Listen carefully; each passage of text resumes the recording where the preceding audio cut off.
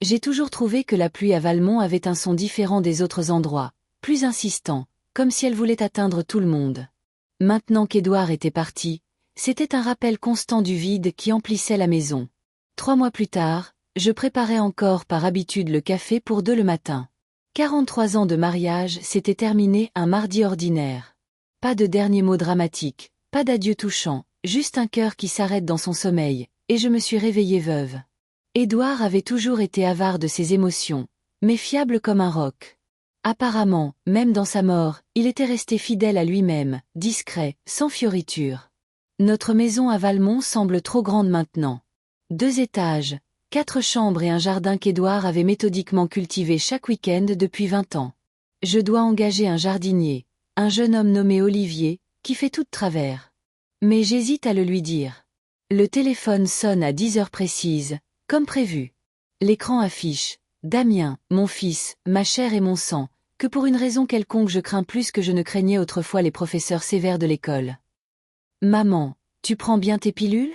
Celles que le docteur Martin t'a prescrites. » Sa voix semble irritée, comme si me parler était un devoir désagréable qui ne pouvait être reporté. « Bonjour, Damien. »« Oui, je suis les ordres du médecin. » Je réponds en essayant de paraître enjoué. « Bien. Solène et moi passerons dimanche pour voir comment tu vas, » a-t-il dit. Pas une question, mais une affirmation. Au fait, as-tu déjà trié les affaires de papa ? On pourrait faire de la place dans le garage ? Voilà la vraie raison de l'appel. Pas l'inquiétude pour ma santé, mais un garage qui pourrait servir à entreposer leurs vieilleries. Damien a 41 ans, mais parfois je pense qu'il en a encore 15. Le même égoïsme, le même manque d'empathie.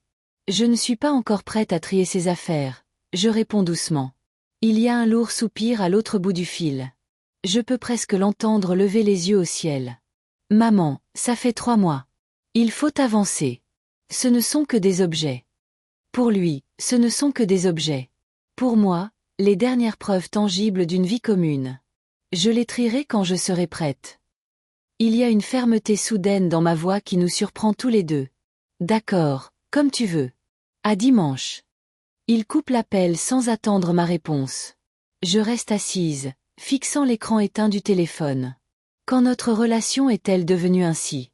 Quand mon garçon, celui à qui je lisais des histoires avant de dormir, est-il devenu cet homme froid et calculateur ? La maison plonge dans le silence, seulement rompu par le tic-tac de la vieille horloge qu'Édouard refusait obstinément de changer. Elles ont du caractère, Laurie, disait-il. Je monte dans notre chambre, maintenant juste ma chambre, et je sors un album photo de la table de nuit. Je regarde des clichés du passé comme pour trouver le moment où tout a mal tourné. Voici Damien, 6 ans, souriant, nous serrant tous les deux dans ses bras. Voici sa remise de diplôme du lycée. Il est déjà distant, comme s'il avait honte de nous. Et voici son mariage avec Solène. Il la regarde avec une adoration que je n'ai jamais vue diriger vers Édouard et moi. Solène, maintenant de Neuilly-sur-Seine. Grande, toujours impeccablement habillée, avec un sourire qui n'atteint jamais ses yeux. Elle travaille dans la formation en entreprise, parlant toujours de sessions de formation et de coaching. Mais en 11 ans de mariage, je ne l'ai jamais vue montrer une once de vraie gentillesse ou d'empathie. Lorraine, as-tu pensé à déménager dans un endroit plus adapté à ton âge ? Sa question préférée, posée avec une fausse sollicitude dans la voix chaque fois qu'ils arrivaient. Édouard ne la supportait pas. Une vipère en chaussures de luxe, marmonnait-il alors qu'il partait en voiture. Et il avait raison. Je me souviens comment, à l'enterrement, elle était plus préoccupée par la prise de photos appropriées pour les réseaux sociaux que par le soutien à son mari en deuil. Bien que, pour être juste, Damien n'avait pas l'air particulièrement accablé par le chagrin. Je ferme l'album et me dirige vers la fenêtre. La pluie s'est intensifiée, martelant le toit avec une force furieuse. Mes pensées retournent à cette nuit, juste une semaine avant la mort d'Édouard, où il a fait la confession qui a tout changé. Nous étions assis dans le salon. Il y avait un documentaire à la télévision sur la Méditerranée, et Édouard le regardait avec une attention inhabituelle. Je tricotais une écharpe pour Damien qu'il ne porterait jamais. « Laurie », dit soudain Édouard en utilisant mon surnom. « Tu te souviens de ce voyage en Espagne il y a 15 ans ? » Bien sûr que je m'en souvenais. 2 semaines dans un petit village de la Costa Brava. Un des rares vrais voyages que nous nous étions autorisés. Édouard était comptable avec son propre petit cabinet. Je travaillais comme coordinatrice pour une compagnie d'assurance. Nous n'avons jamais été riches, mais nous n'étions pas pauvres non plus. Je me souviens que c'était merveilleux là-bas, dis-je, tout en continuant de tricoter. J'y ai acheté une maison, dit-il simplement. Les aiguilles se sont figées dans mes mains. J'ai levé les yeux, sûr de l'avoir mal entendu. Tu as fait quoi? J'ai acheté une maison dans ce village, El Pueblo del Mar. C'est petit, 2 pièces avec vue sur la mer et un jardin. C'est à ton nom. Je regardais mon mari comme si je le voyais pour la première fois en 43 ans. Édouard, le méthodique, le prudent Édouard qui pouvait passer une semaine à réfléchir à l'achat d'une nouvelle cafetière, avait secrètement acheté une maison dans un autre pays. Mais comment, quand, fut tout ce que je pus articuler. Il y a 5 ans, dit-il calmement, comme s'il annonçait l'achat de nouvelles chaussettes. J'avais économisé un peu au fil des ans, séparément de nos économies. Les prix n'avaient pas encore flambé à l'époque. De plus, j'avais quelques bons investissements dont je ne t'avais pas parlé. Pourquoi n'as-tu rien dit? Édouard éteignit la télé et se tourna vers moi. Son visage, habituellement impassible, était un étrange mélange de culpabilité et de détermination. D'abord, je voulais te faire la surprise pour notre 40e anniversaire. Puis, balbutia-t-il, j'ai commencé à remarquer l'intérêt de Damien pour nos finances. Comment lui et Solène ont commencé à insinuer qu'il était temps pour nous de simplifier nos vies. J'ai réalisé que s'il découvrait tous nos actifs, il n'aurait de cesse de se les approprier. Je voulais protester, défendre mon fils, mais je ne pouvais pas, car Édouard avait raison. Ces dernières années, Damien avait de plus en plus souvent parlé du fait que nous n'avions pas besoin d'une grande maison à notre âge, que nous pourrions la vendre et déménager dans un appartement confortable ou une maison de retraite agréable. Chaque conversation de ce type se terminait par une question sur notre testament. Je sais que c'est notre fils, continua Édouard. Mais je ne lui fais pas confiance, Laurie. Et je ne fais certainement pas confiance à sa femme. S'ils découvrent la maison en Espagne, ils n'auront de cesse de nous forcer à la vendre et à leur donner l'argent. Que suggères-tu? Demandai-je, me sentant étrangement calme compte tenu des circonstances. Je veux que tu me promettes de ne parler à personne de la maison, même après ma mort. Il marqua une pause. Surtout après ma mort. Pourquoi parles-tu de mourir? Je me suis tendu. Édouard haussa les épaules avec la simplicité fataliste qui l'avait toujours caractérisé. J'ai 68 ans, Laurie. J'ai eu 2 crises cardiaques. Je ne prévois pas de mourir bientôt, mais nous devons être réalistes. Quand je ne serai plus là, Damien va fondre sur toi comme un vautour. Il voudra chaque centime. Cette maison en Espagne, c'est ta police d'assurance. C'est ta porte de sortie. Je gardai le silence, digérant l'information. C'était un sentiment étrange de découvrir que votre mari menait une double vie financière depuis des années, bien que bien intentionné. Tout est prêt, continua Édouard. La maison est entièrement meublée et les charges sont prélevées automatiquement sur le compte espagnol, qui est aussi à ton nom. Il y a assez d'argent sur le compte pour tenir plusieurs années. Tous les documents sont dans un coffre-fort dans mon bureau. Tu connais le code. Édouard, je ne parle même pas espagnol. C'était l'argument le plus ridicule que je pouvais trouver, mais c'était le seul qui me venait à l'esprit. Il sourit, un sourire rare et chaleureux qu'il réservait pour les occasions spéciales. La moitié des gens dans ce village sont des retraités anglais et allemands. Tu n'as pas besoin de l'espagnol pour y être heureuse. Je ne savais pas quoi ressentir. Le choc de la nouvelle, une étrange gratitude pour sa prévoyance, le ressentiment qu'il me l'ait caché pendant tant d'années, et un sentiment troublant qu'il avait raison à propos de notre fils. Promets-le-moi, Laurie, insista Édouard en me regardant droit dans les yeux. Promets-moi que tu ne parleras à personne de la maison en Espagne tant que tu ne seras pas absolument sûr que c'est sans danger. Et j'ai promis. Et une semaine plus tard, il est mort dans son sommeil et je me suis retrouvée seule avec un secret qui me pesait physiquement. Je n'ai jamais osé regarder dans ce coffre-fort après sa mort. C'était comme si l'ouvrir revenait à admettre définitivement qu'Édouard était parti. Ou peut-être avais-je peur que tout cela ne se révèle être une sorte de blague bizarre ou de fantasme de fin de vie. Mais aujourd'hui, après l'appel de Damien, j'ai réalisé qu'il était temps que je connaisse la vérité. Le bureau d'Édouard est resté intact depuis le jour de sa mort. Un vieux bureau en chêne, un fauteuil en cuir usé, des étagères de livres sur la comptabilité et les romans historiques qu'il adorait secrètement. Le coffre-fort, petit, discret, est caché derrière un tableau représentant une vue de Londres. Mes doigts tremblent en tapant le code, notre date de mariage. À l'intérieur se trouve une pile de papier bien rangée dans une pochette transparente. Au-dessus, une lettre scellée dans une enveloppe avec mon nom écrit de la main anguleuse familière d'Édouard.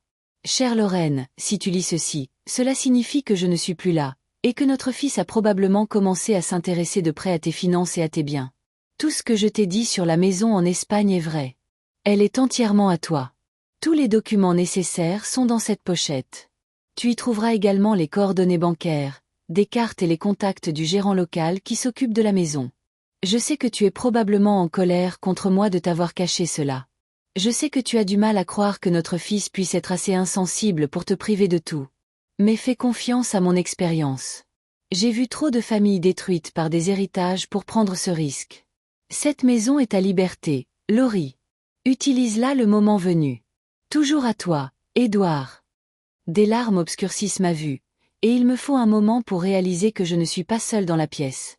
Que fais-tu dans le bureau de papa? Je me retourne brusquement. Damien est debout dans l'encadrement de la porte.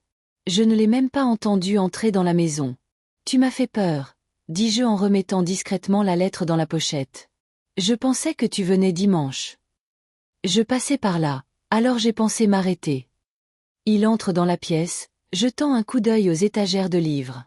Il y a beaucoup de titres de valeur ici, tu sais. Je devrais les faire estimer. Ce sont les livres de ton père, pas à vendre, dis-je, sentant l'irritation familière monter en moi. Damien sourit avec indulgence, comme à un petit enfant. Maman, sois pratique. Tu as plus besoin d'argent que de vieux livres. D'ailleurs, j'ai parlé à un conseiller financier. Il pense que tu devrais envisager d'investir l'argent de la vente de la maison dans des actifs à plus haut rendement. Vendre la maison, je répète, glacé. Quelle vente? Eh bien, on en a parlé. Il fait un geste nonchalant de la main. Cette maison est trop grande pour toi toute seule. C'est cher à entretenir. Tu pourrais déménager dans un appartement plus petit ou dans cette maison de retraite dont je t'ai parlé. Nous n'avons jamais parlé de vendre la maison, Damien. Si, maman. C'est juste que tu as oublié. Il me regarde avec une inquiétude dont je vois maintenant la fausseté. Tu oublies beaucoup de choses ces derniers temps. C'est normal à ton âge, mais c'est pourquoi tu as besoin d'aide pour tes finances. Je serre plus fort la pochette. Édouard avait raison. Notre fils essaie vraiment de prendre tout ce qui ne lui appartient pas, n'hésitant même pas à utiliser le mensonge et la manipulation. Je ne perds pas la tête, Damien. Ma voix sonne étonnamment ferme. Et je ne vais pas vendre la maison. Il soupire comme s'il parlait à un enfant déraisonnable. On verra ce que Solène en dira. Elle peut être persuasive. Il jette un coup d'œil à sa montre. Je dois y aller. N'oublie pas de prendre tes médicaments. Et il part, me laissant dans le bureau d'Édouard avec une pochette de papier entre les mains et la prise de conscience grandissante que mon défunt mari était bien plus sage que je ne l'avais pensé. La lumière du matin s'infiltre à travers les rideaux, formant des motifs dorés sur le sol. Je suis réveillée, mais je ne me suis pas encore levée. Je me permets de sombrer tranquillement dans le nouveau jour. C'est une habitude que j'ai prise depuis la mort d'Édouard.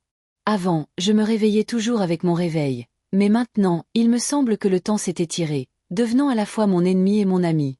Aujourd'hui, c'était dimanche, le jour de la visite de Damien et Solène. Je me prépare mentalement à leur arrivée comme je le ferais pour une catastrophe naturelle. Inévitable, destructrice, mais quelque chose à endurer. Je me force à me lever et en passant devant le miroir, je remarque mon reflet. Je vois Lorraine, 65 ans, des cheveux gris en un chignon négligé. Des rides qu'Édouard avait autrefois appelées des lignes de sagesse. Je ne fais pas mon âge. Plus vieille ou plus jeune, je ne sais pas. Les années ont laissé leur marque, mais mes yeux sont toujours animés de la même lueur têtue de la jeunesse. J'ai préparé le petit déjeuner, des toasts à l'avocat avec des œufs, comme Édouard les aimait. Puis, après réflexion, j'ai rangé la deuxième portion. Ces gestes mécaniques de l'habitude sont le rappel le plus douloureux de la perte. À 11 heures précises, le tout nouveau SUV de Damien apparaît dans l'allée. Énorme, ridiculement luxueux pour leur famille de deux. Ils n'ont jamais eu d'enfants. Solène a toujours dit que les enfants sont des obligations qui entravent l'épanouissement personnel. Parfois, je pense qu'un petit-fils ou une petite-fille aurait pu la changer, l'adoucir, et parfois je remercie le destin que cela ne se soit pas produit. On ne souhaiterait une mère comme elle a personne. Maman. La voix de Damien sonne faussement joyeuse alors qu'ils entrent dans la maison sans frapper. Une autre petite chose qui poignarde le cœur. Comment te sens-tu? Bien, merci, je réponds en acceptant l'étreinte formelle de mon fils et un baiser aérien de Solène, qui sent le parfum cher et une étrange odeur chimique. Lorraine, tu as perdu du poids, note Solène en me jetant un regard évaluateur. C'est bien. Le surpoids à ton âge est un chemin direct vers les problèmes articulaires. Je souris sans répondre. Solène trouve toujours un moyen de me faire un prétendu compliment qui est en réalité une critique voilée. J'ai préparé le déjeuner, dis-je en me dirigeant vers la cuisine. J'espère que vous restez. Damien et Solène échangent un regard rapide. En fait, maman, nous avons des projets pour le dîner, dit Damien. Nous sommes juste passés pour voir comment tu allais. Bien sûr. Il ne reste jamais pour le déjeuner, même si je cuisine à chaque fois. J'adorais cuisiner quand j'étais jeune. Édouard plaisantait en disant qu'il m'avait épousée pour ma tarte aux pommes. Maintenant que je cuisine pour moi-même, j'ai presque perdu tout intérêt pour la cuisine. Mais j'essaie toujours pour mon fils et ma belle-fille. Dommage, dis-je, en essayant de cacher ma déception. J'ai fait un rôti. De la viande rouge. Solène lève les sourcils. Lorraine, tu sais que c'est mauvais pour le cœur, surtout à ton. À mon âge. Oui. Je finis pour elle, sentant l'irritation monter en moi. Je l'ai entendu de ta part de nombreuses fois. Il y a une pause gênante. Damien se racle la gorge. Maman, nous sommes venus te parler de quelque chose d'important. Il marque une pause, choisissant manifestement ses mots. Solène et moi avons beaucoup réfléchi à ton avenir. Ça y est. Je sais déjà où il veut en venir, mais je décide de ne pas lui faciliter la tâche. Mon avenir? Je demande innocemment. Oui. Il regarde autour de lui comme s'il rassemblait des preuves. Cette maison? Elle est trop grande pour toi toute seule. L'entretien, le nettoyage, le jardin, tout cela demande des efforts et de l'argent. Je peux m'en occuper, je réponds calmement. Pour l'instant, oui, intervient Solène avec ce ton particulier qu'elle utilise dans ses sessions de formation en entreprise. Mais nous devons penser à l'avenir. Dans 5 ou 10 ans, il sera beaucoup plus difficile d'entretenir une maison de cette taille. Exactement, dit Damien. Et si quelque chose t'arrivait, une chute dans les escaliers, par exemple? Tu es toute seule ici. Je suis frappée par la facilité avec laquelle il parle de mon impuissance potentielle comme si c'était un fait accompli. Pas une possibilité que je combats activement avec de l'exercice quotidien et un mode de vie sain. J'ai des voisins, j'objecte. Et je parle à Estelle au téléphone tous les jours. Estelle Bernard est une vieille amie que j'ai rencontrée à l'université. Elle vit dans la ville voisine et m'appelle tous les jours depuis la mort d'Édouard. Les voisins ne remplacent pas les soins professionnels, sourit Solène, son sourire de marque, lèvres étirées, yeux impassibles. Tu sais, nous avons trouvé l'endroit parfait. Les Chênes Dorés, une résidence pour retraités actifs. Il y a une piscine, un spa, même un parcours de golf. Et du personnel médical 24h24, ajoute Damien d'un ton sans appel. C'est parfait. Parfait pour qui? Je demande sans détour. Ils échangent à nouveau un regard. Leur habitude de communiquer sans mots a toujours agacé Édouard. Pour toi, bien sûr, Damien a l'air sincèrement surpris. Nous nous inquiétons pour ta sécurité et ton bien-être financier. Entretenir cette maison est un gaspillage d'argent, ajoute Solène. Si tu la vends maintenant, alors que le marché immobilier est en plein essor, tu en tireras une bonne somme. Assez pour vivre confortablement dans une résidence et il en restera encore. Il en restera pour eux, je termine mentalement. C'est de cela qu'il s'agit. Pas de ma sécurité ou de mon confort. C'est le désir d'obtenir l'argent de la vente de la maison. Je vais réfléchir à votre offre, dis-je, réalisant qu'un refus direct ne ferait que provoquer une pression plus agressive. Bien. Damien s'éclaircit et sort son téléphone portable de sa poche. Je pense que nous devrions prendre quelques photos de la maison pour montrer à l'agent immobilier. Juste pour une évaluation préliminaire, bien sûr. Sans attendre mon consentement, il commence à prendre des photos du salon, de la salle à manger, de la cuisine. Pendant ce temps, Solène ouvre les tiroirs des meubles, regarde dans les placards comme si elle évaluait la propriété. Ça ne te dérange pas si je mesure les pièces? Demande Damien en sortant un mètre ruban. L'agent immobilier aura besoin des mesures exactes. Je regarde leur invasion sans cérémonie de ma maison, la mienne et celle d'Édouard, sentant une vague de ressentiment monter en moi. Mais au lieu de la laisser déborder, je hoche simplement la tête et dis que je dois vérifier quelque chose dans la cuisine. Laissé seul, je me permets de prendre quelques respirations profondes. Édouard avait raison, tout à fait raison à propos de Damien et Solène. Ils ne font pas que suggérer de vendre la maison. Ils le planifient déjà sans attendre mon accord. Et à en juger par leur confiance, ils ne doutent pas de pouvoir me convaincre ou me contraindre. Je retourne au salon juste à temps pour entendre Damien dire à Solène à voix basse. J'estime ça à 600 000, peut-être 700 000 euros. La maison est vieille, mais c'est un bon quartier. Et ses affaires? Demande Solène. On ne peut pas emporter grand-chose dans une résidence. La plupart devront être vendus ou jetés. Damien hausse les épaules. De vieux meubles, des livres. Qui en a besoin? Je me racle la gorge, signalant ma présence. Ils se retournent, mais n'ont pas l'air embarrassés.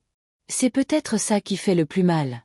Ils ne prennent même pas la peine de faire semblant de demander mon avis sur ma propre propriété. Je crois que je vais aller m'allonger, dis-je, me sentant soudain très fatigué. La journée a été chargée. Bien sûr, maman. Damien s'approche et m'embrasse sur la joue. Nous rappellerons dans la semaine pour régler les détails avec la résidence. Et n'oublie pas les documents dont nous avons parlé, ajoute Solène.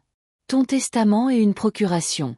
Damien aura besoin d'une signature autorisée pour t'aider avec tes finances.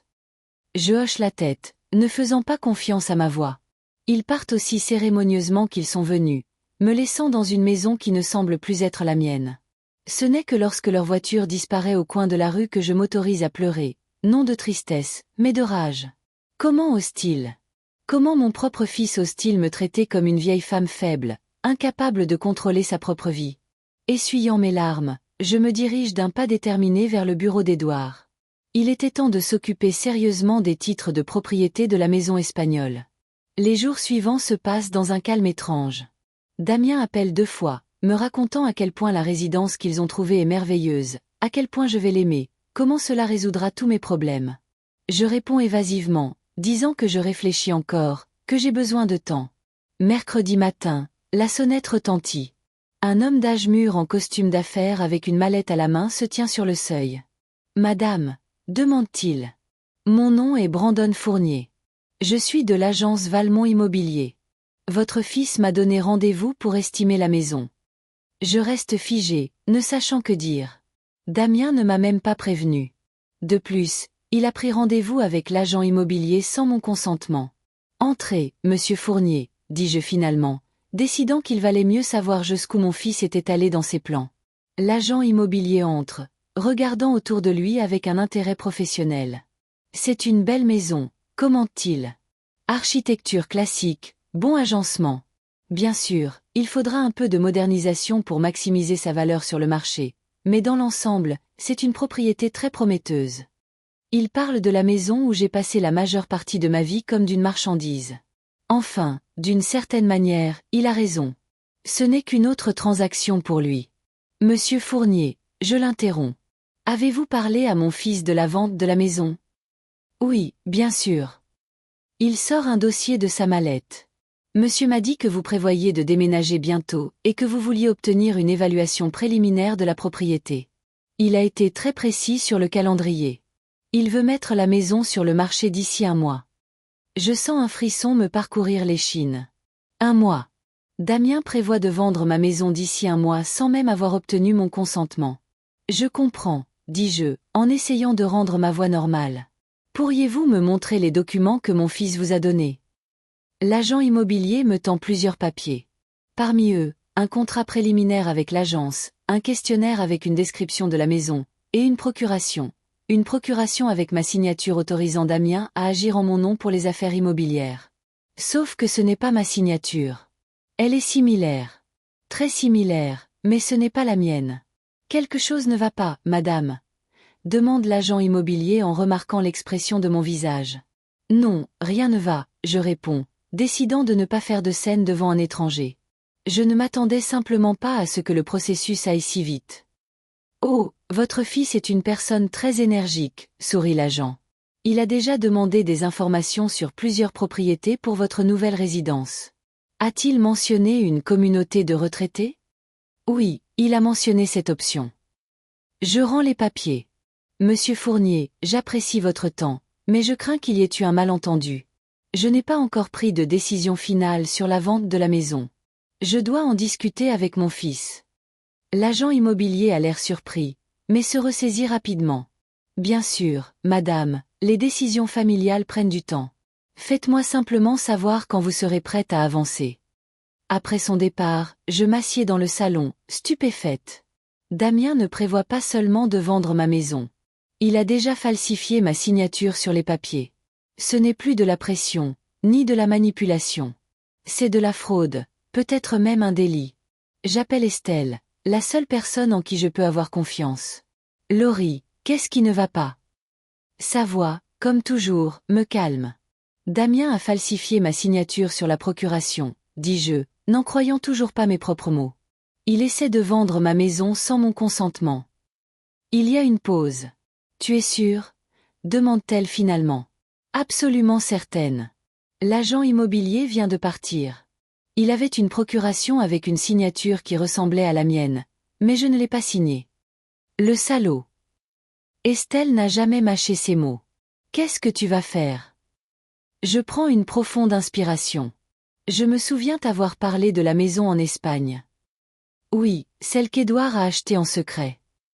Je pense qu'il est temps d'utiliser cette porte de sortie, dis-je, me sentant étrangement calme quant à la décision que j'ai prise. Tu es sûre? C'est une grande étape, Laurie. Que me reste-t-il à faire? Attendre que Damien me prenne tout? Il a déjà montré ce qu'il est prêt à faire. Tu pourrais aller à la police, suggère Estelle. Falsifier une signature est un délit. J'y pense. Dénoncer mon propre fils. Malgré tout ce qu'il a fait, la pensée provoque une résistance intérieure. Je ne veux pas porter ça devant la police, dis-je finalement. Du moins, pas encore. Mais je dois me protéger. Et que prévois-tu? Je vais examiner les titres de propriété de la maison espagnole, voir s'il y a un problème avec le titre, les comptes. Et puis, je marque une pause, réalisant la gravité de ce que je vais dire. Et puis je m'envolerai là-bas, pour commencer une nouvelle vie loin de Damien et de ses manipulations. Ça semble être un bon plan. La voix d'Estelle semblait approbatrice. Quand penses-tu partir? Je ne sais pas encore. Je dois d'abord régler la paperasse. Peut-être contacter le gérant de la maison en Espagne. Édouard a laissé tous les contacts. Je vais faire ça. Ne fais rien d'irréfléchi et tiens-moi au courant. Après avoir parlé à Estelle, je vais dans le bureau d'Édouard et j'ouvre à nouveau le coffre-fort. Cette fois, j'examine méthodiquement chaque document, chaque bout de papier. Tout est exactement comme Édouard l'a dit. La maison est entièrement enregistrée à mon nom. Toutes les taxes sont payées et j'ai les coordonnées du gérant local. Un certain Javier Rodriguez. Il y a même une carte bancaire espagnole à mon nom avec une somme d'argent décente sur le compte. Je ne parle pas espagnol et je ne connais pas grand-chose au droit européen, mais Édouard semble avoir pensé à tout. Le dossier contient même un petit guide de conversation et les coordonnées d'un avocat parlant français à Barcelone. Je passe les jours suivants dans une préparation calme et méthodique. J'étudie les horaires de vol pour l'Espagne, les listes de choses à emporter, je me renseigne sur l'assurance maladie pour les personnes âgées à l'étranger. Je ne parle pas de mes projets à Damien, répondant évasivement à ses appels, donnant l'impression que je considère toujours son offre de résidence pour personnes âgées. Vendredi soir, la sonnette retentit. J'ouvre et je vois Damien accompagné d'une femme plus âgée en tailleur strict. « Maman, voici Madame Hubert, présente Damien. Elle est la directrice de la résidence Les Chênes Dorés. J'ai pensé qu'il serait utile pour toi de lui parler pour en savoir plus sur les opportunités. » Je les laisse entrer, sentant une irritation croissante face à cette visite non désirée. Madame Hubert parle de plans de soins personnalisés, d'activités sociales et d'environnement sûr. Damien hoche la tête en rythme avec ses paroles, me jetant de temps en temps des regards pour voir si je suis impressionnée. Cela semble intéressant, dis-je alors qu'elle termine son discours manifestement préparé. Plus qu'intéressant, maman, sourit Damien, ce sourire spécial qu'il utilise quand il essaie de vendre quelque chose. C'est parfait pour toi. Et quand prévois-tu de déménager? Demande Madame Hubert. Je n'ai pas encore décidé de déménager, je réponds sans ambages. Damien me jette un regard vif. Maman, nous en avons parlé. La maison est pratiquement déjà vendue. Sans mon consentement. Je lève un sourcil. Madame Hubert a l'air confuse, son regard passant de moi à Damien. Je crois que je vais attendre dans la voiture, dit-elle en s'éloignant avec tact. Dès que la porte se referme derrière elle, Damien se tourne vers moi. Qu'est-ce que ça veut dire? Tu avais accepté de vendre la maison. Non, Damien, je n'ai pas accepté. Tout comme je n'ai pas signé la procuration que tu as montrée à l'agent immobilier. Il est pâle, mais il se ressaisit. Je ne sais pas de quoi tu parles. Je parle de la fausse procuration, dis-je calmement, bien que je bouillonne intérieurement. Je parle du fait que tu essaies de vendre ma maison sans mon consentement. C'est de la fraude, Damien. Peut-être même un délit. Tu as perdu la tête, lance-t-il. J'essaie juste de prendre soin de toi, et tu m'accuses d'un crime. Prendre soin de moi. Je ris presque. En me mettant dans une maison de retraite contre ma volonté, en vendant ma maison et en détournant probablement l'argent. Damien fait un pas vers moi et pendant un instant, je pense qu'il pourrait me frapper, mais il reste là, respirant lourdement, le visage tordu de colère. Vieille femme ingrate, siffle-t-il. Après tout ce que j'ai fait pour toi. Qu'est-ce que tu as fait pour moi exactement, Damien? Je demande. Me rendre visite une fois par mois. Appeler pour t'assurer que je ne suis pas morte et que je ne t'ai pas déshéritée? Tu ne comprends pas. Il essaie de se ressaisir. Tu ne peux pas vivre seul dans cette grande maison. C'est dangereux et un gaspillage. C'est ma maison et ma vie, dis-je fermement. Et je décide de ce que j'en fais. Pas toi. Damien me regarde longuement, puis se tourne et sort, claquant la porte si fort que les vitres tremblent. Je me laisse retomber dans mon fauteuil, sentant mes mains trembler. C'était la première vraie confrontation entre nous depuis des années. J'avais toujours cédé, toujours fait des compromis, de peur de perdre le dernier fil qui me reliait à mon fils. Mais maintenant, quelque chose a changé. Peut-être la mort d'Édouard. Peut-être la prise de conscience que Damien ne changera jamais, ne sera jamais le fils attentionné dont je rêvais. Je sors mon téléphone et je vais sur le site de la compagnie aérienne. Je regarde les horaires de vol pour Barcelone. Le plus proche est dans 3 jours. Je clique sur réserver et j'entre les informations de ma carte de crédit. Il est temps de commencer à se préparer pour une nouvelle vie. Loin des relations toxiques, loin de la manipulation et des mensonges. Dans la maison qu'Édouard a préparée pour moi, comme s'il anticipait ce qui se passerait après sa mort. Je ne parle pas l'espagnol, je connais à peine le pays où je vais m'installer, mais je me sens étrangement calme. C'est peut-être ce qu'on appelle un second souffle, une soudaine explosion de force et de détermination quand tout semble perdu. Après notre dispute, Damien n'a ni appelé ni ne s'est montré pendant près d'1 semaine. Il attendait probablement que ma colère s'apaise ou essayait de trouver une nouvelle approche au problème, comme il m'appelle sans doute dans ses conversations avec Solène. J'ai profité de ce temps pour examiner de plus près les titres de propriété de la maison espagnole et pour contacter la banque afin de m'assurer que le compte était bien actif et à ma disposition. Édouard avait tout organisé de manière impeccable. La carte bancaire liée au compte espagnol fonctionnait.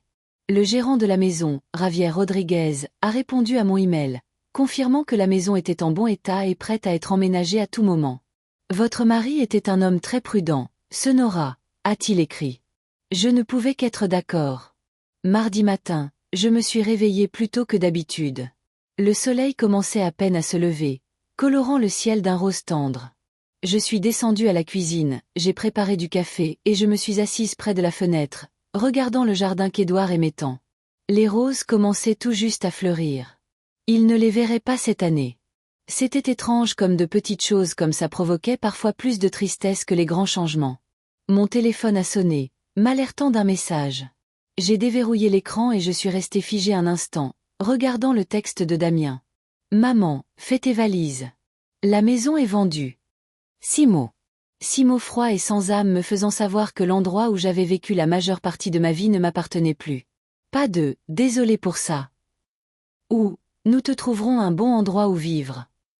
Juste un fait énoncé avec une efficacité qu'un robot envierait. J'ai relu le message plusieurs fois, m'attendant à ressentir de la douleur ou de la rage. Mais au lieu de cela, je me suis sentie étrangement soulagée. C'était comme si le dernier fil qui me retenait prisonnière de mon ancienne vie s'était enfin rompu. Mes doigts ont survolé le clavier. J'aurais pu répondre par une tirade de colère, un rappel de la falsification de signature, une menace de conséquences juridiques, mais à la place j'ai écrit « D'accord, je trouverai un endroit où aller ». Après avoir envoyé le message, j'ai pris une gorgée de café, savourant son goût amer. Je me suis demandé s'ils savaient faire du bon café en Espagne. Sûrement. Ils ont eu beaucoup de temps pour apprendre. Le téléphone a de nouveau sonné. Je m'attendais à un autre message de Damien, me demandant peut-être où j'allais déménager ou m'offrant de m'aider à faire mes bagages, mais l'écran affichait le nom d'Estelle. « Comment vas-tu, ma chérie ? J'ai appris la nouvelle ? » J'avais parlé à Estelle de la maison en Espagne peu après les funérailles d'Édouard. Elle était la seule personne à qui je pouvais confier ce secret sans craindre que l'information n'atteigne Damien. Damien vient de m'informer qu'il a vendu la maison. Il ne m'a même pas demandé où j'allais, ai-je répondu. La réponse est venue instantanément. Le salaud. Qu'est-ce que tu vas faire ? J'ai pris une profonde inspiration et j'ai pris la décision qui mûrissait en moi depuis le moment où j'ai appris l'existence de la maison espagnole. Je pense qu'il est temps d'utiliser la sortie de secours d'Édouard. Je vais m'envoler pour l'Espagne. Tu es sûre, Laurie ? C'est une grande étape. Et qu'est-ce qui me reste ? Attendre que Damien me dépouille complètement de tout ? Il a déjà montré ce qu'il est prêt à faire. Tu pourrais aller à la police, a suggéré Estelle. Falsifier une signature est un délit. J'ai réfléchi. Porteur plainte contre mon propre fils ? Malgré tout ce qu'il avait fait, cette pensée provoquait une résistance intérieure. Je ne veux pas porter ça devant la police, ai-je finalement répondu. Du moins, pas encore. Mais je dois me protéger. Quand penses-tu partir ? Je vais voir quels sont les prochains vols. Il faut agir vite avant que Damien n'invente autre chose. Tiens-moi au courant et si tu as besoin d'aide, je suis là pour toi. En remerciant Estelle, j'ai ouvert mon ordinateur portable et j'ai commencé à chercher des billets d'avion pour Barcelone, la grande ville la plus proche du village où se trouvait la maison. J'ai trouvé un vol 3 jours plus tard à 10 heures du matin. Pas trop tôt pour être pressé, mais pas assez loin pour que Damien puisse s'interposer.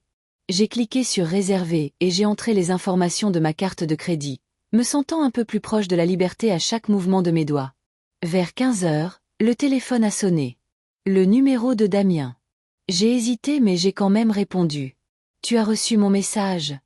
a-t-il demandé sans saluer. « Oui, je l'ai reçu », ai-je répondu calmement. « Qu'est-ce que tu penses faire ?»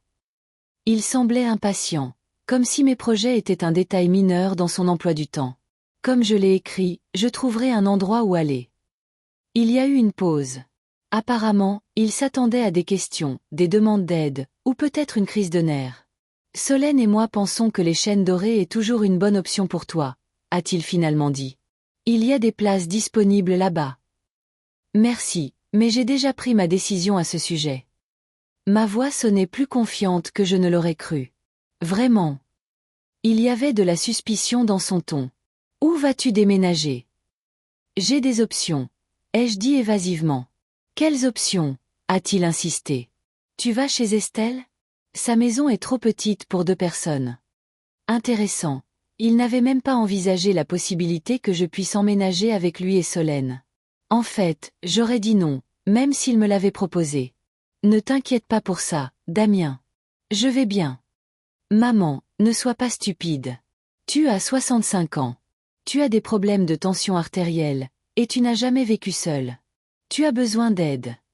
C'est étrange venant de l'homme qui vient de me mettre à la porte de ma propre maison. J'apprécie ta sollicitude, ai-je dit, en essayant de garder le sarcasme hors de ma voix, mais je suis parfaitement capable de prendre soin de moi. Nous en discuterons quand nous nous verrons, a-t-il dit, son ton ne souffrant aucune objection. Je passerai demain et nous irons voir les chaînes dorées ensemble. Les nouveaux propriétaires veulent emménager dans 2 semaines, donc nous devons nous dépêcher. Je serai occupé demain, ai-je répondu. Avec quoi ? Il avait l'air sincèrement surpris, comme s'il ne pouvait pas imaginer que j'ai des projets. J'ai un rendez-vous avec mon avocat. J'ai menti, décidant qu'un petit mensonge était acceptable dans ma situation. Avec un avocat ? Maintenant, il y avait de l'inquiétude dans sa voix. Pourquoi ? Pour discuter de mes droits dans la situation de la maison, surtout que je n'ai pas signé de procuration pour la vendre. Il y a eu une longue pause. Ce n'est pas nécessaire, maman, a-t-il dit enfin, en essayant de paraître raisonnable. On peut régler ça en famille. Pas besoin d'avocat. Bien sûr que non.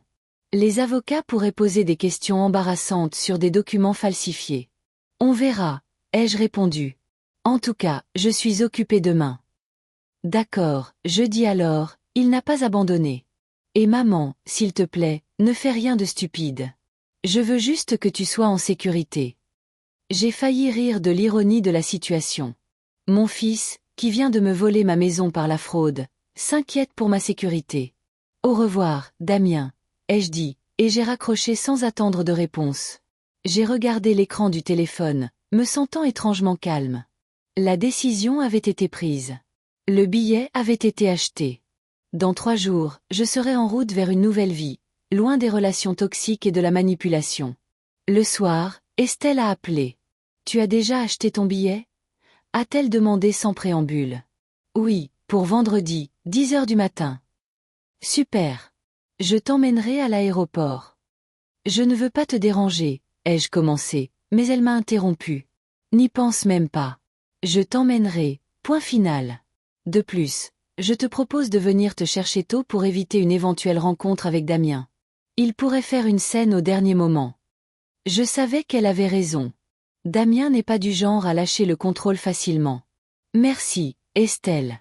Je ne sais pas ce que je ferais sans toi. La même chose que tu fais maintenant. Te battre pour ta liberté. Juste peut-être avec plus de difficulté, a-t-elle dit doucement. Vas-tu lui dire où tu vas? J'ai réfléchi. Non, ai-je finalement décidé. Laisse-le découvrir par lui-même. S'il veut vraiment savoir où je suis, il peut t'appeler. Il a mon numéro de téléphone. Tu penses qu'il viendra te chercher? Au début, peut-être par dépit que ses plans aient été interrompus. Ensuite, je ne sais pas. Peut-être qu'il sera même soulagé de ne pas avoir à s'occuper de sa vieille maman. Ne dis pas ça, Laurie. Tu n'es pas vieille, et même si tu l'étais, les enfants devraient s'occuper de leurs parents. C'est normal.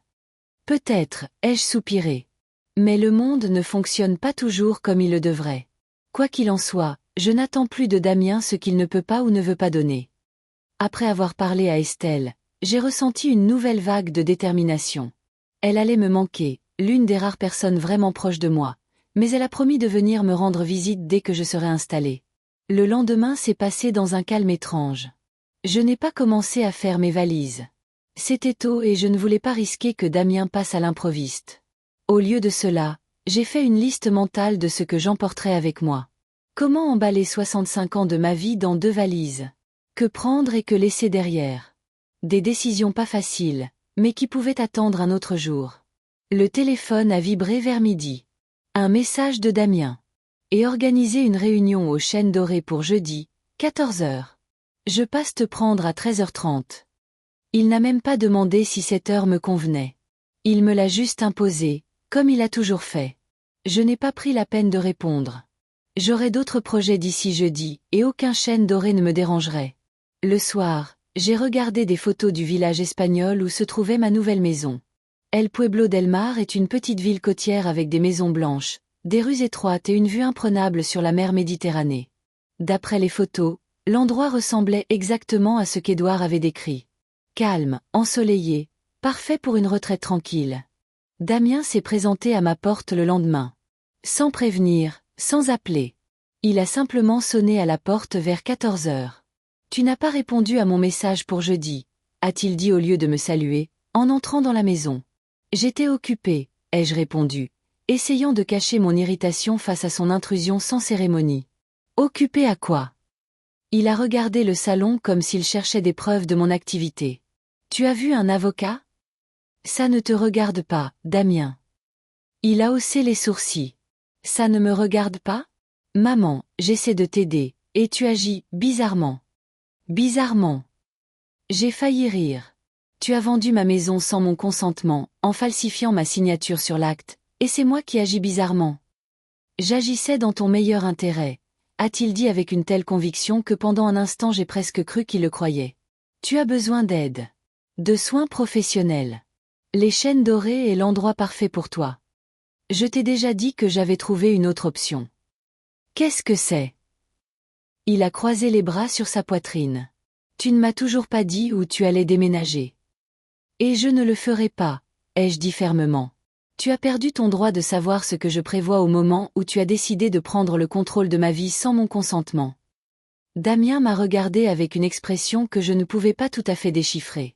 Surprise, agacement, peut-être même la peur que son plan soigneusement élaboré puisse s'effondrer.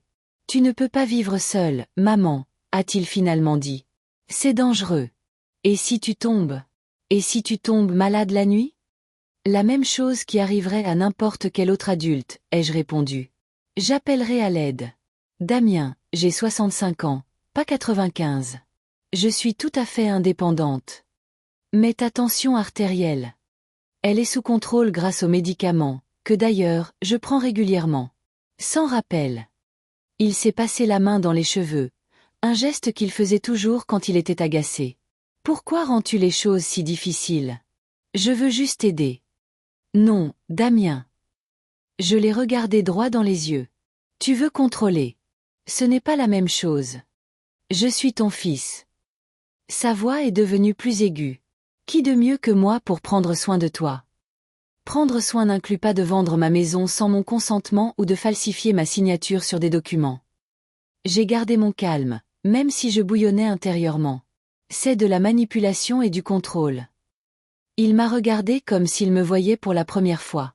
Peut-être que c'était le cas. Peut-être qu'il n'avait jamais vu la vraie Lorraine avant. Juste la mère confortable et docile qui disait toujours oui et ne causait jamais de problème. Je viendrai jeudi, a-t-il finalement dit d'un ton qui ne souffrait aucune objection. Nous visiterons les chênes dorés et prendrons une décision ensemble, en famille. Je n'ai pas discuté. À quoi bon? Je serai parti d'ici jeudi. Comme tu veux, Damien, ai-je dit en le raccompagnant à la porte. Il est parti sans dire au revoir. Visiblement mécontent de la tournure de la conversation. Je suis retournée dans le salon et je me suis assise dans mon fauteuil, me sentant étrangement calme. Encore 2 jours et je serai libérée de cette relation toxique, de cette pression et de cette manipulation constante. J'ai sorti mon téléphone et j'ai envoyé un texto à Estelle. Damien est passé. Il insiste pour les chênes dorés.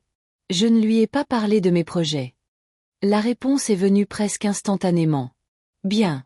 Laisse-le découvrir après coup. Tu es sûr que tu ne veux pas que je reste avec toi jusqu'à ton départ? Non, ça va aller.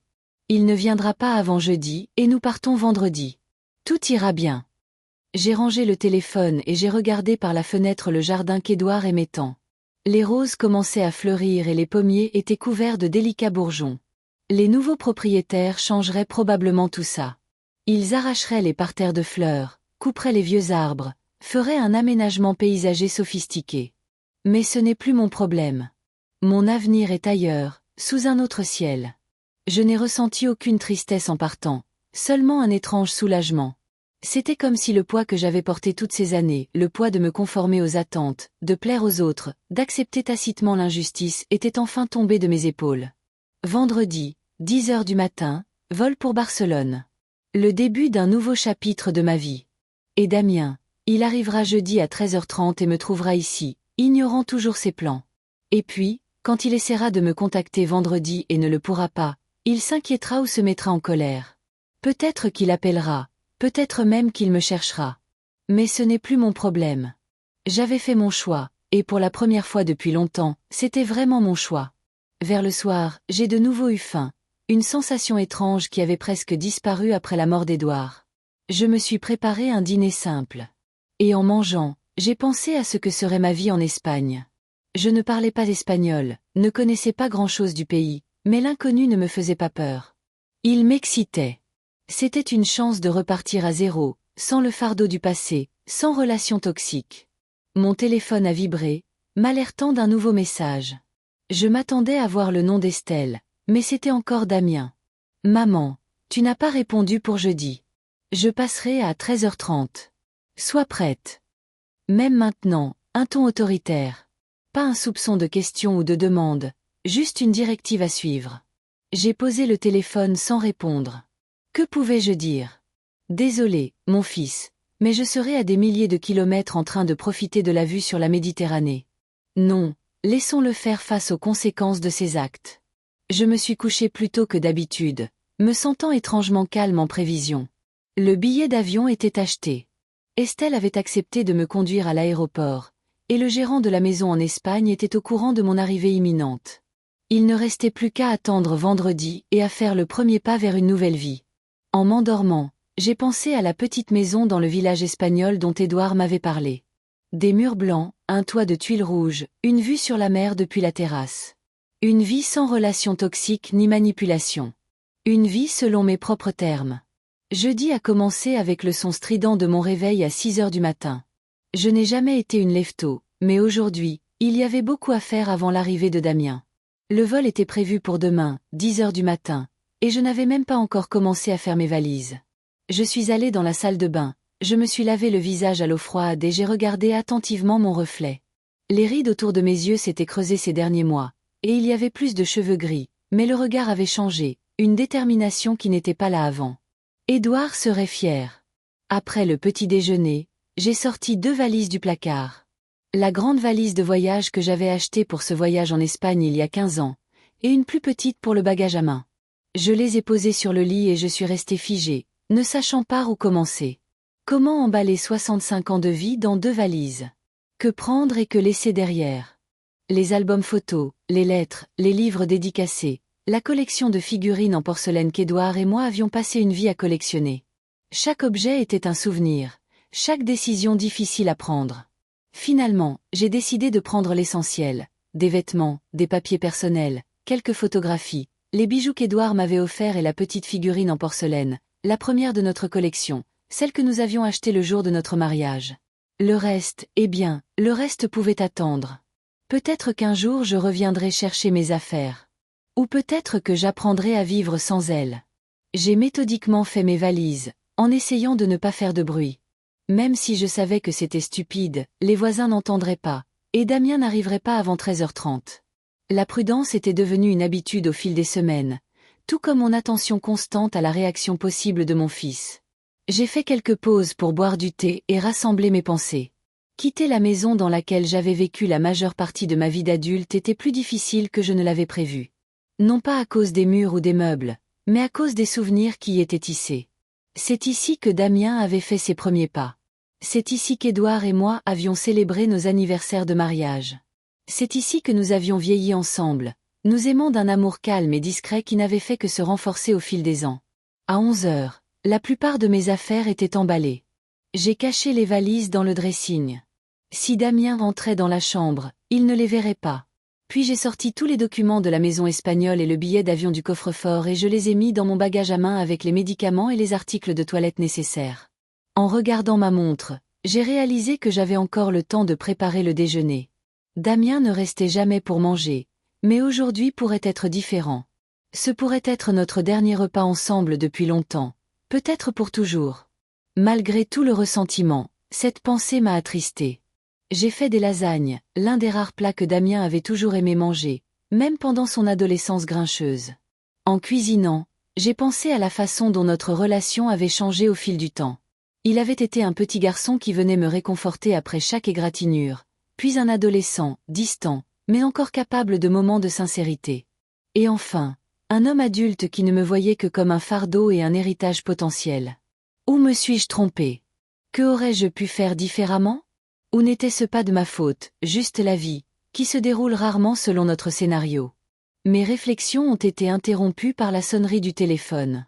Estelle. Comment vont les préparatifs? A-t-elle demandé sans préambule. Presque terminé, ai-je répondu, tenant le téléphone à mon oreille avec mon épaule pendant que je sortais les lasagnes du four. Il ne me reste plus qu'à attendre Damien, survivre à la rencontre, et je suis prête. Tu es sûre de vouloir sortir avec lui? Tu pourrais venir chez moi, éviter une confrontation. J'y ai pensé.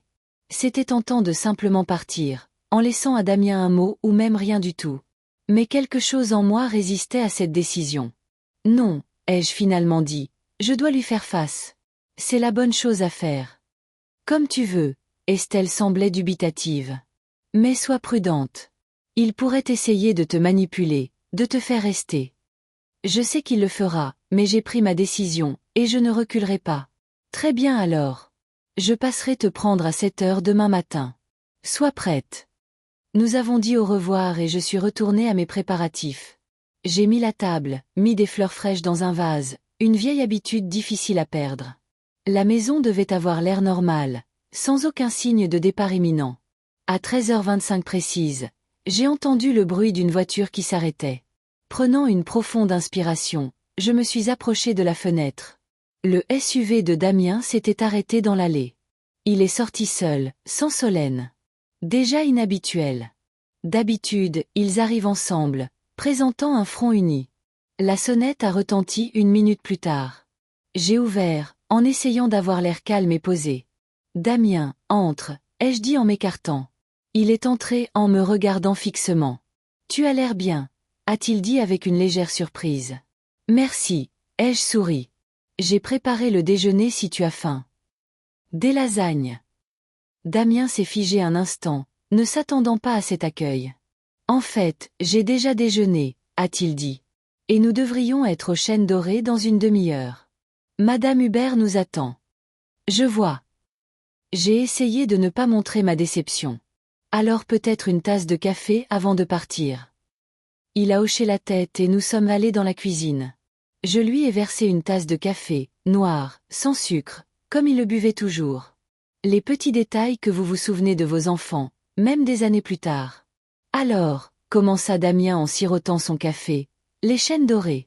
J'ai parlé à Madame Hubert et ils peuvent accueillir dès la semaine prochaine. Ils ont une super chambre qui se libère avec vue sur le jardin. Damien, je me suis assise en face de lui. J'apprécie tes efforts, mais je t'ai dit que j'avais trouvé une autre solution. Qu'est-ce que c'est? Il a posé la tasse. Tu ne m'as toujours pas dit où tu allais déménager. J'ai pris une profonde inspiration, me préparant à une conversation difficile. Je déménage dans un autre pays. Damien m'a regardé comme si je venais de lui dire que j'allais m'envoler pour la Lune. Quoi? De quoi tu parles? Je déménage en Espagne, ai-je dit calmement. J'ai déjà acheté un billet pour demain. L'Espagne? A-t-il ri, mais il a ri nerveusement. Maman, ne sois pas stupide. Tu ne peux pas déménager en Espagne. Pourquoi pas? Parce que, il a hésité, cherchant un argument. Parce que tu ne connais pas la langue. Tu n'as pas d'endroit où vivre. Tu n'as jamais vécu seul. Et tu as des problèmes de santé. C'est de la folie. J'ai un endroit là-bas, ai-je répondu, décidant de commencer par l'objection la plus simple. Damien me regardait à nouveau, maintenant avec une incrédulité évidente. Qu'est-ce que tu veux dire par tu as un endroit où vivre? Tu ne peux pas simplement acheter une maison dans un autre pays sans le dire à personne. Je ne l'ai pas fait, ai-je marqué une pause. C'est ton père qui l'a fait, il y a 5 ans. Il avait l'air sincèrement choqué. Papa a acheté une maison en Espagne et ne me l'a pas dit. Il l'a achetée pour moi, ai-je précisé. Il m'a dit de ne le dire à personne, surtout pas à toi. Pourquoi? Sa voix est devenue plus forte. Pourquoi me l'a-t-il caché? Parce qu'il avait peur que tu essaies de nous faire la vendre et de te donner l'argent, ai-je répondu sans détour. Comme tu le fais avec cette maison en ce moment. Damien a sauté de sa chaise, le visage rouge de colère. C'est ridicule. J'essaie juste de t'aider, et toi et ton père vous agissez dans mon dos. Il a fait une pause, réalisant apparemment quelque chose. Attends 1 minute. Tu savais pour cette maison tout le temps après la mort de mon père et tu ne m'as rien dit? Oui. Je l'ai regardé droit dans les yeux. Et maintenant tu peux voir pourquoi. Il a commencé à faire les 100 pas dans la cuisine, essayant clairement de gérer ses émotions. Montre-moi le billet, a-t-il finalement exigé. Je veux voir ce billet pour l'Espagne. J'ai hésité. Le billet était dans mon sac, mais le montrer à Damien semblait risqué. Pourquoi? Parce que je ne te crois pas. Je ne crois pas que tu aies vraiment acheté le billet. C'est une sorte de bluff pour éviter de déménager aux Chênes Dorées. Décidant qu'une preuve ne pouvait pas faire de mal, je suis allé dans le couloir où j'avais laissé mon sac. J'ai sorti le billet imprimé et je l'ai tendu à Damien en revenant dans la cuisine. Il l'a attrapé, l'a regardé rapidement et est devenu pâle. Demain? Tu pars demain? Oui. J'ai hoché la tête. 10 heures du matin. Damien a jeté le billet sur la table comme s'il lui brûlait les doigts. Tu ne peux pas simplement partir. Et la maison? Et tes affaires? Et? Tu as déjà vendu la maison, lui ai-je rappelé, sans mon consentement, d'ailleurs. Et les affaires, j'ai pris l'essentiel. Le reste, je peux soit le vendre, soit le garder chez Estelle jusqu'à ce que je décide quoi en faire.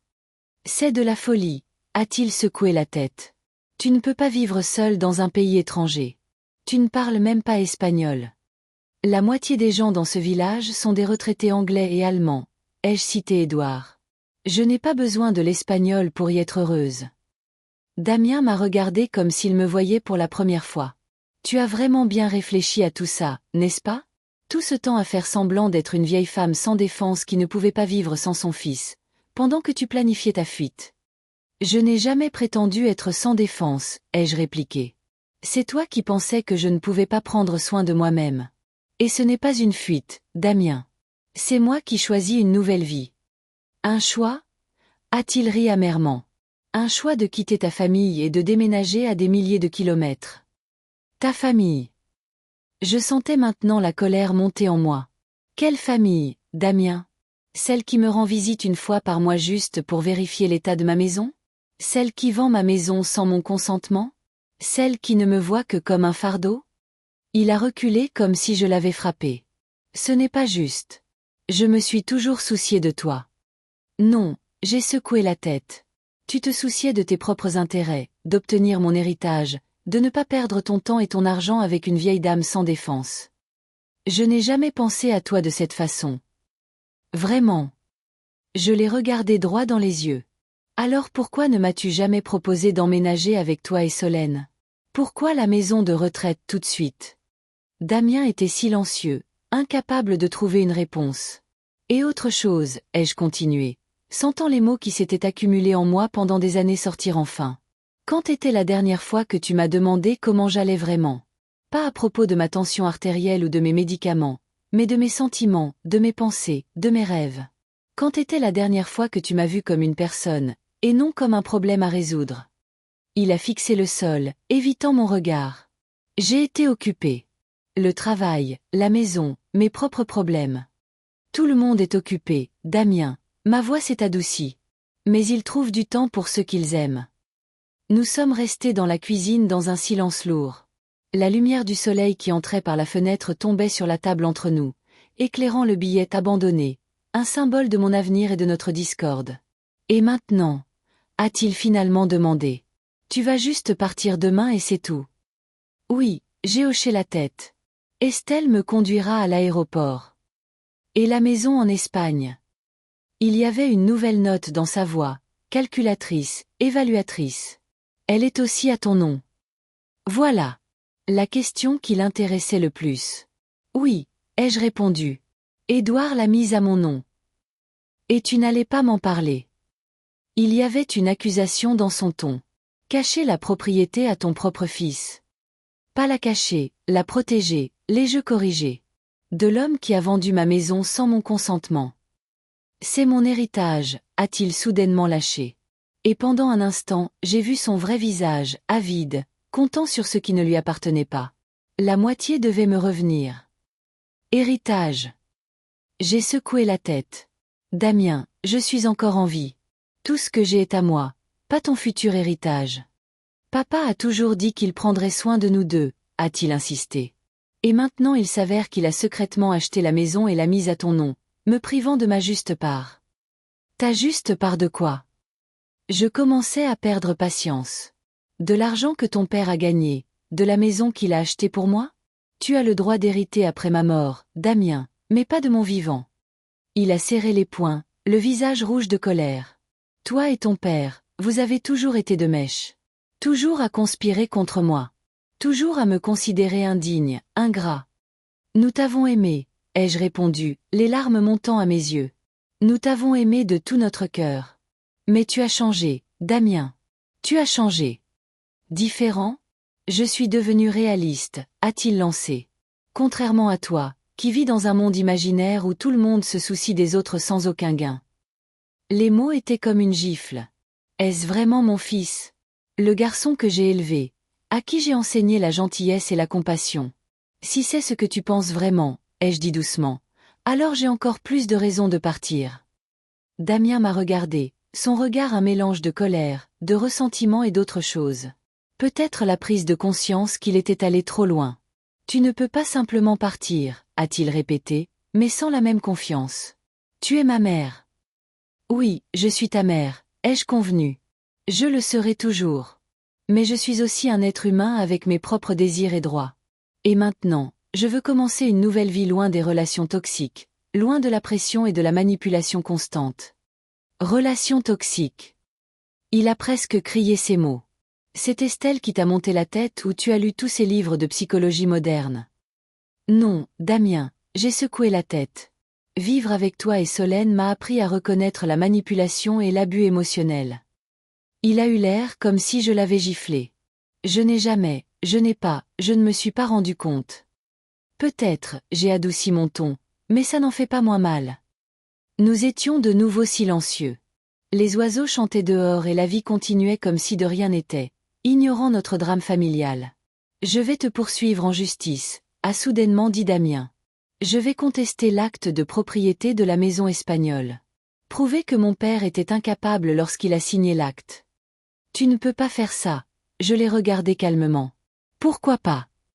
Parce qu'alors tu devras expliquer pourquoi tu as falsifié ma signature sur la procuration pour vendre cette maison, ai-je répondu. Je pense que le juge serait très intéressé par cette histoire. Damien a pâli. Tu ne poursuivrais pas ton propre fils en justice. Je ne le ferai pas, ai-je convenu. Mais si tu essaies de me prendre la maison espagnole, je ferai tout ce qui est nécessaire pour me défendre. Nous nous sommes regardés à travers la table de la cuisine. Mère et fils, presque ennemis. Comment en étions-nous arrivés là? Où était ce point de bascule où l'amour et l'attention s'étaient transformés en calcul et en manipulation? Va-t'en, Damien, ai-je finalement dit. Nous n'avons plus rien à nous dire. Tu le regretteras. Il a attrapé sa veste. Quand tu seras seul dans un pays étranger sans amis, sans compétences linguistiques, sans aide, tu le regretteras. Et ne pense pas que tu pourras revenir. Pas chez moi. Je n'en avais pas l'intention, ai-je dit doucement. Au revoir, Damien. Il est parti, claquant la porte si fort que les vitres ont tremblé. Je suis resté dans la cuisine, fixant les lasagnes intactes et ressentant un étrange vide à l'intérieur. Pas de douleur, pas de regret, juste du vide, comme si quelque chose d'important s'était terminé, laissant place à quelque chose de nouveau. J'ai appelé Estelle, je lui ai raconté la dispute. Il a menacé de poursuivre en justice, ai-je conclu. Des menaces en l'air, a-t-elle reniflé. Il sait que tu peux contre-attaquer. De plus, les litiges internationaux sont coûteux et longs. Il n'a ni la patience ni l'argent. J'espère que tu as raison, ai-je soupiré.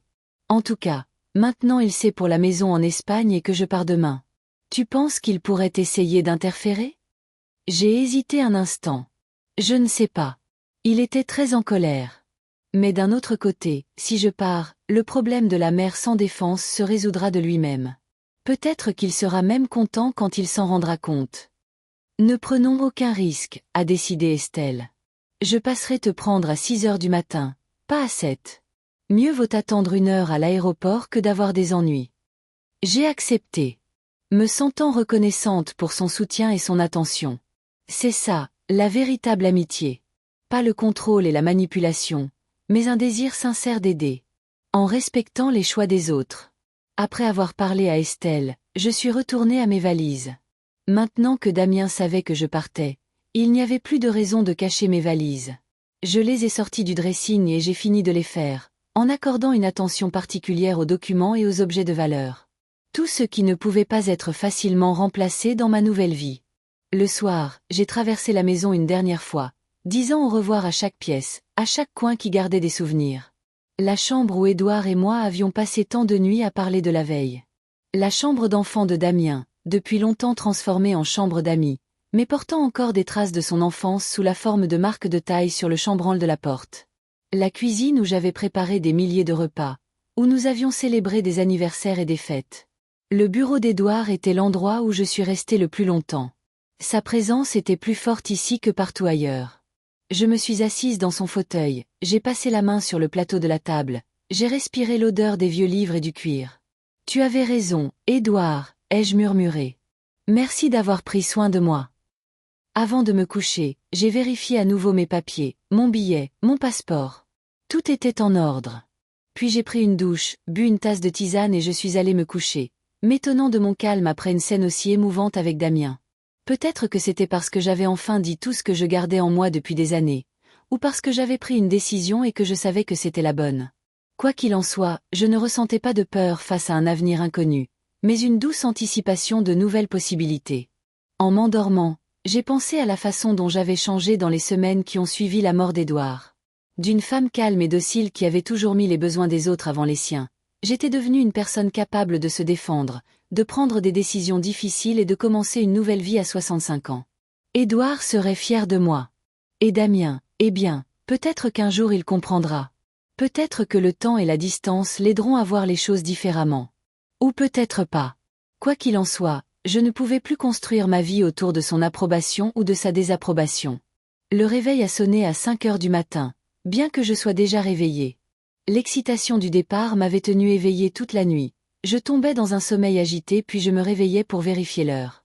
Aujourd'hui marquait le début de ma nouvelle vie, et cette pensée était à la fois effrayante et exaltante. J'ai pris une douche rapide, je me suis habillée et j'ai vérifié mes valises une dernière fois. Tout était prêt. Estelle devait arriver à 6 heures, et mon vol partait à 10 heures. Largement le temps d'arriver à l'aéroport en toute sécurité, même avec le trafic matinal. À 5h30, je suis descendue à la cuisine pour mon dernier café dans la maison. En allumant la bouilloire, je suis allée à la fenêtre, j'ai tiré le rideau et je suis restée figée. La voiture de Damien était garée dans la rue, juste en face de la maison. Au début, j'ai cru que j'imaginais. Peut-être était-ce une voiture similaire, mais non, c'était bien son SUV. Je le reconnaîtrais n'importe où. Que fait Damien ici si tôt? Avait-il décidé de faire une autre scène avant mon départ?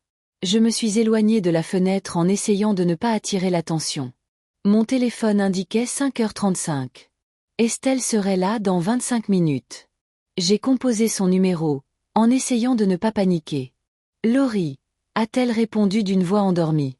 Quelque chose ne va pas.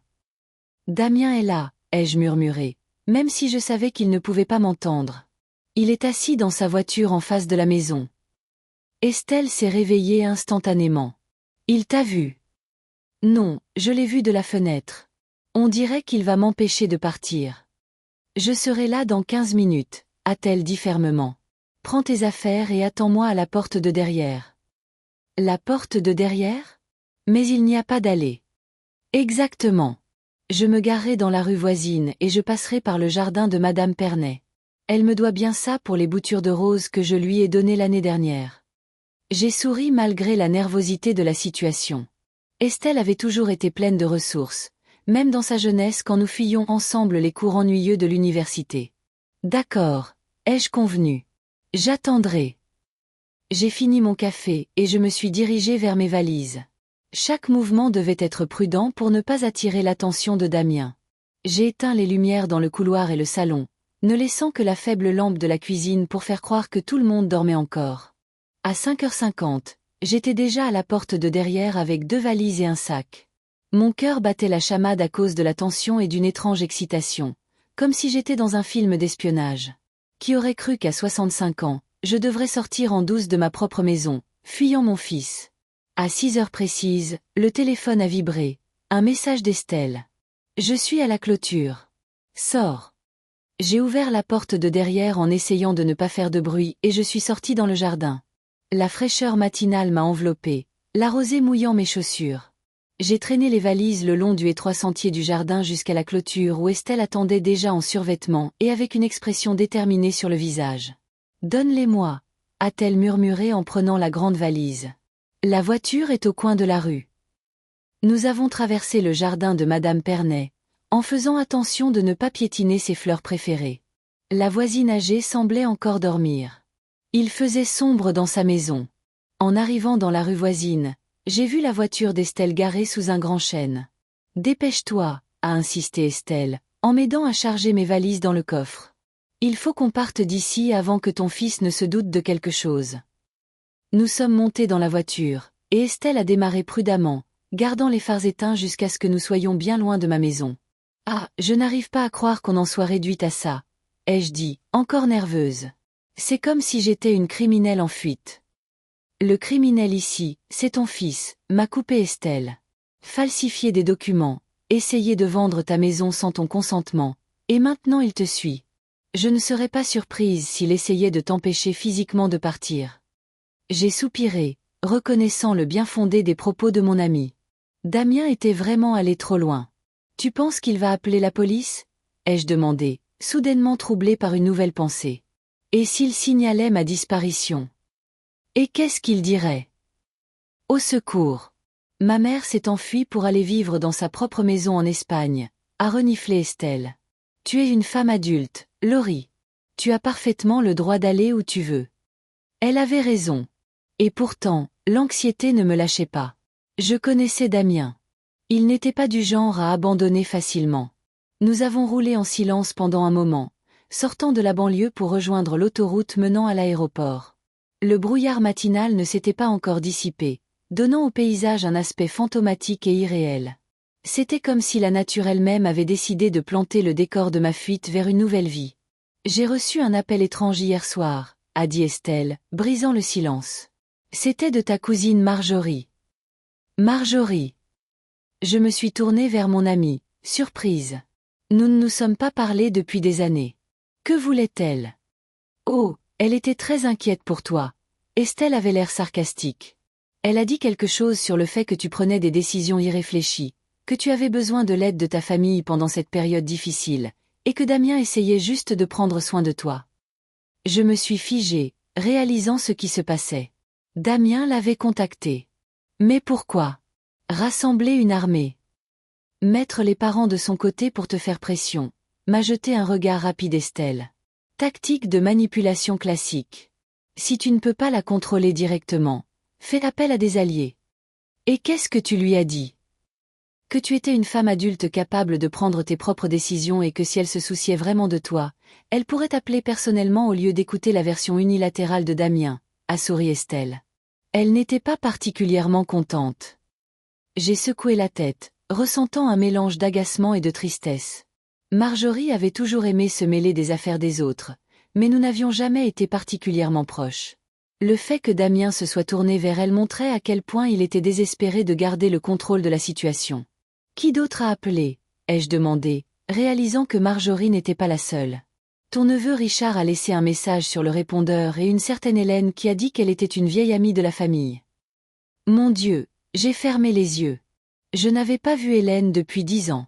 Elle n'était même pas venue à l'enterrement d'Édouard. Mon téléphone a vibré, un appel entrant. J'ai regardé l'écran et j'ai vu le nom de Damien. C'est lui, ai-je dit à Estelle. Qu'est-ce que je fais? C'est à toi de voir, a-t-elle dit. Mais si tu le fais, prépare-toi à un chantage émotionnel.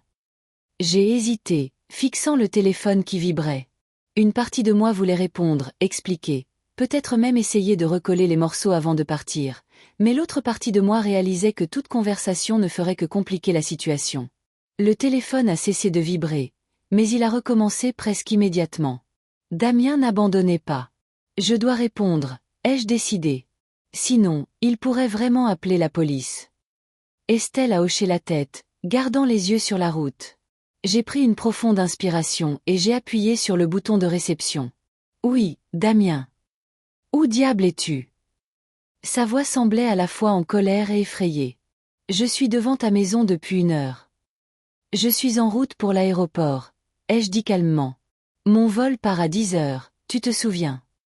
Comment as-tu? A-t-il balbutié, réalisant apparemment que je m'étais éclipsée sans qu'il s'en aperçoive. Écoute, maman, tu ne peux pas simplement partir. Nous devons en discuter comme des adultes. Nous l'avons déjà fait hier, Damien. Ma décision n'a pas changé. J'ai parlé à tante Marjorie. Son ton a changé, presque suppliant. Elle est d'accord que tu ne devrais pas partir si loin, surtout maintenant que ton père est mort. C'est une étape trop radicale. Marjorie ne m'a pas vue depuis 3 ans, ai-je répondu. Et je ne me souviens pas de lui avoir demandé son avis sur ma vie. Tout le monde s'inquiète pour toi. Il y avait de nouveau une note d'irritation dans sa voix. Richard, Hélène, même les vieux amis de ton père, tous pensent que tu agis de manière irréfléchie. Où était-il quand Édouard était mourant? Je sentais la colère monter en moi. Où était-il quand je pleurais sa mort, et maintenant il s'inquiète? Il y a eu une pause. Je pouvais entendre la respiration lourde de Damien à l'autre bout du fil. Je vais te poursuivre en justice, a-t-il finalement dit. Je vais contester l'acte de propriété de la maison espagnole. Prouver que mon père était incapable lorsqu'il a signé l'acte. Nous en avons parlé hier, lui ai-je rappelé. Tu sais que ce sont des menaces en l'air. Non, je suis sérieux. Sa voix est devenue dure. J'ai un avocat. Il dit que nous avons de bonnes chances, surtout que la maison a été achetée en secret de l'héritier légitime. Ne finissons pas avec des procès et des menaces, ai-je dit doucement. Tu es mon fils. Je t'aimerai toujours, quoi qu'il arrive. Alors reviens, a-t-il presque crié. Annule le vol. Rentre à la maison et nous en parlerons. Nous trouverons un compromis. Non, Damien, ai-je dit fermement. Je ne reviendrai pas. Je vais en Espagne aujourd'hui et je commence une nouvelle vie. Si tu veux en faire partie, en tant qu'égale, avec respect, je serai toujours heureuse. Mais je ne te laisserai plus me contrôler. Tu le regretteras. Sa voix est devenue glaciale. Quand tu te retrouveras seul dans un pays étranger sans amis, sans compétences linguistiques, sans aide, tu le regretteras.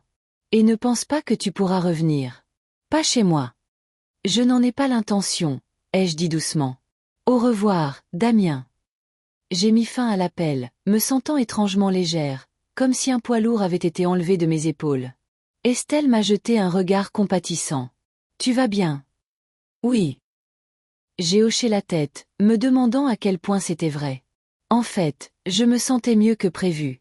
Nous sommes arrivés à l'aéroport vers 7h30, bien plus tôt que nécessaire, mais étant donné les circonstances, il valait mieux être rassuré. Estelle m'a aidé à m'enregistrer et à déposer mes bagages, puis nous nous sommes installés dans un café, en attendant l'annonce de l'embarquement. Tu es sûr que tu ne veux pas que je vienne avec toi? A-t-elle demandé. Je pourrais prendre des vacances, t'aider à t'installer. Non, merci, ai-je souri, touché par son attention. C'est quelque chose que je dois faire seule. De plus, tu as promis de venir me rendre visite dans un mois, quand je serai un peu installée. Je le ferai, a-t-elle hoché la tête. Et j'appellerai tous les jours pour prendre de tes nouvelles. À 9h, ils ont annoncé l'embarquement de mon vol. Estelle et moi nous sommes serrés dans les bras. Au revoir. Toutes les deux avec des larmes aux yeux.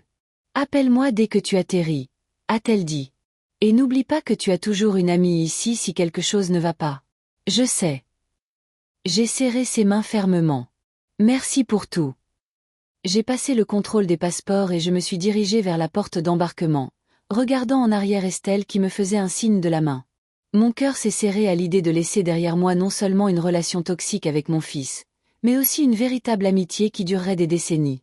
L'atterrissage s'est déroulé sans incident. Je me suis installée près du hublot, regardant le personnel au sol préparer l'avion pour le départ. Mon téléphone a de nouveau vibré. Un autre appel de Damien. J'ai hésité mais j'ai décidé de répondre une dernière fois. Oui, Damien.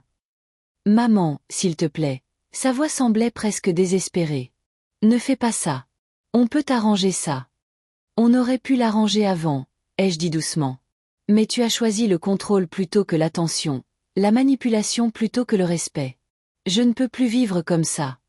Je changerai, a-t-il promis. Je jure que je serai meilleur. Ne pars pas. Je suis déjà dans l'avion, Damien, ai-je dit. Nous décollerons dans quelques minutes. Mais ton vol n'est pas avant 10h. J'ai embarqué plus tôt, ai-je expliqué. Au revoir, Damien. Je te souhaite d'être heureux. Vraiment. Et j'espère qu'un jour tu comprendras pourquoi j'ai fait ce choix. Maman, attends. Mais j'avais déjà mis fin à l'appel. Au même moment, l'hôtesse de l'air a annoncé la nécessité de mettre tous les appareils électroniques en mode avion avant le décollage. J'ai éteint mon téléphone, je me suis adossée à mon siège et j'ai fermé les yeux. Me sentant étrangement calme. 20 minutes plus tard, l'avion a décollé. J'ai regardé Valmont devenir de plus en plus petit jusqu'à ce qu'il disparaisse derrière les nuages. Avec lui, ma vieille vie a disparu, avec sa douleur et ses espoirs déçus. Après avoir atterri à Barcelone, j'ai passé le contrôle des passeports, j'ai récupéré mes bagages et je suis allée dans le hall des arrivées. Selon les instructions de Ravière, le gérant de la maison, je devais trouver un taxi pour la gare routière et de là, un bus pour El Pueblo del Mar. C'était la première fois que je voyageais seule, sans Édouard ou Damien pour tout organiser. Un étrange sentiment d'incertitude mêlé à l'excitation de nouvelles expériences. Les panneaux en espagnol et en anglais, les annonces au haut-parleur, la foule de touristes du monde entier. Tout semblait à la fois étranger et excitant. Le bus pour El Pueblo del Mar longeait la côte, offrant une vue imprenable sur la mer Méditerranée. Je regardais par la fenêtre, n'arrivant pas à croire que cela m'arrivait. Lorraine, une veuve de 65 ans qui avait passé toute sa vie dans une seule ville, mettant toujours les besoins des autres avant les siens. Quand le bus s'est arrêté dans un petit village, j'ai reconnu immédiatement Javier d'après sa description. Un homme d'âge mûr, petit et trapu, avec une moustache touffue et un sourire amical. Il m'a fait signe, m'a aidé avec mes valises et m'a conduite à une petite camionnette. Nous avons traversé des rues étroites, passé devant des maisons blanches aux toits de tuiles rouges, des jardins fleuris et de petites places avec des fontaines. Le village ressemblait à une carte postale, confortable, paisible, comme figé dans le temps. Enfin, la camionnette s'est arrêtée devant une petite maison à 2 étages, un peu à l'écart des autres sur une petite colline. La terrasse donnait sur la mer, exactement comme Édouard l'avait décrit. « Votre maison, Sonora », a indiqué fièrement Javier. « C'est une très belle maison. » Je suis sortie de la voiture, les jambes tremblantes d'excitation. Cette petite maison blanche aux volets bleus et aux pots de géranium en terre cuite devant la porte était maintenant ma maison. L'endroit où je commencerai ma nouvelle vie. Javier m'a aidé à porter mes valises à l'intérieur et m'a fait une brève visite. La maison était petite mais confortable. Un salon avec une cuisine, 2 chambres, une salle de bain et une terrasse avec vue sur la mer. Tout était propre et prêt pour mon arrivée. Il y avait même des fleurs fraîches dans un vase sur la table. Édouard m'a demandé d'avoir toujours des fleurs, a expliqué Javier en remarquant mon regard. Il a dit que vous aimiez les fleurs. J'ai senti les larmes me monter aux yeux. Édouard se souvenait des petites choses, prenant soin de moi même après sa mort. Après le départ de Javier, je suis restée seule dans le silence de la nouvelle maison. Je suis sortie sur la terrasse, j'ai respiré profondément l'air marin, profitant du chaud soleil du soir sur mon visage. La mer grondait en bas. Les mouettes criaient au loin, et au loin, je pouvais voir les silhouettes des bateaux de pêche rentrant au port. J'ai sorti mon téléphone et je l'ai allumé. Quelques appels manqués de Damien. Un message d'Estelle me demandant si j'étais bien arrivée. J'ai répondu à Estelle par un court « Je vais bien.